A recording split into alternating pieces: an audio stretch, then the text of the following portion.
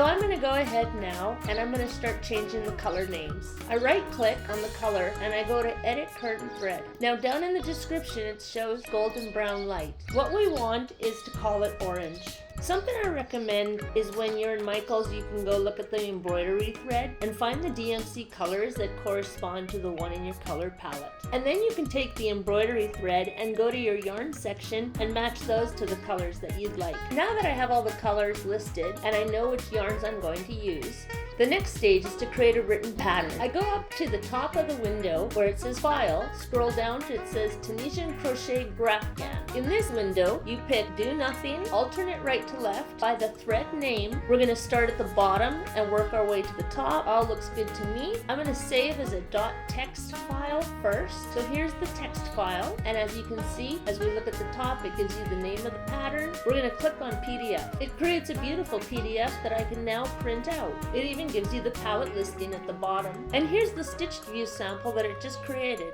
It looks beautiful and I can't wait to start